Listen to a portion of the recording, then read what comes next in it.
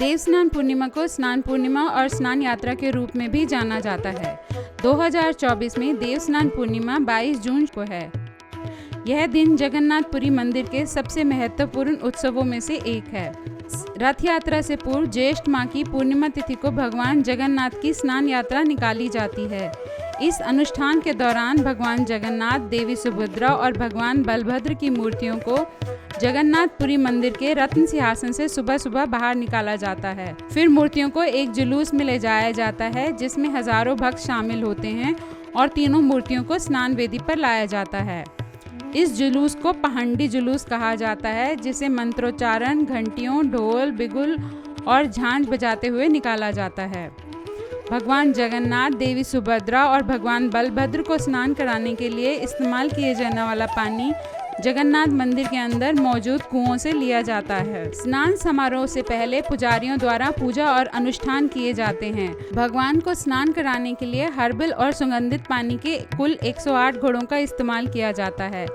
स्नान समारोह पूरा होने के बाद भगवान जगन्नाथ, देवी सुभद्रा और भगवान बलभद्र को सादा भेषा पहनाया जाता है।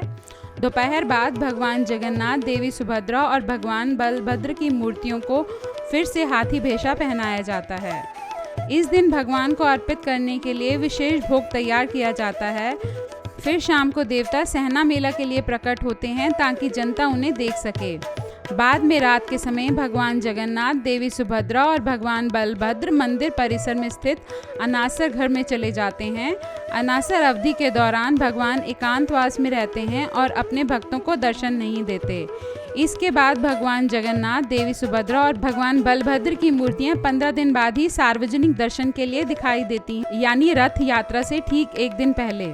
मान्यता है कि पूर्णिमा स्नान में ज़्यादा नहाने के कारण भगवान बीमार हो जाते हैं, इसलिए उनका उपचार किया जाता है। इस दौरान उन्हें कई औषधियाँ दी जाती हैं। इतना ही नहीं, बीमारी में भगवान को सादे भोजन का भोग लगाया जाता है। आषाढ़ कृष्ण दशमी तिथि को मंदिर में चक्का बीजे की नीति रस्म होती है, जो भगवान जगन्नाथ की सेहत में सुधार का प्रतीक है। आषाढ़ शुक्ल पक्ष प्रतिपदा तिथि को भगवान जगन्नाथ, बलभद्र और सुभद्रा पूर्ण रूप से स्वस्थ हो जाते हैं और उस दिन मंदिर के कपाट खोले जाते हैं और भगवान दर्शन देते हैं। उस दिन मंदिर में नेत्र उत्सव होता है। नेत्र उत्सव को नवजौवना दर्शन भी कहा जाता है। आषाढ़ शुक्ल द्वितीय तिथि को जगन्नाथ यात्रा शुरू होती है। 2024 में 7 जुलाई को जगन्नाथ रथ यात्रा शुरू होगी। इस दिन भगवान जगन्नाथ, भाई बलभद्र और बहन सुभद्रा अपने रथों पर सवार हो अपनी मौसी के घर गुंडीचा मंदिर जाएंगे। स्कंद पुराण में उल्लेख किया गया है, राजा इंद्रद्युम्न ने जगन्नाथ मंदिर में देवताओं की स्थापना के बाद पहली बार इस स्नान समारोह का आयोजन किया था। भगवान जगन्नाथ के भक्तों का मानना है कि देवस्नान पूर्णिमा के दिन अपने भगवान के दर्शन करने मात्र से वे अपने वर्तमान और पिछले जन्मों के सभी पापों से मुक्त हो जाते हैं। हर साल इस अवसर पर हजारों लाखों भक्त पुरी जगन्नाथ मंदिर आते हैं।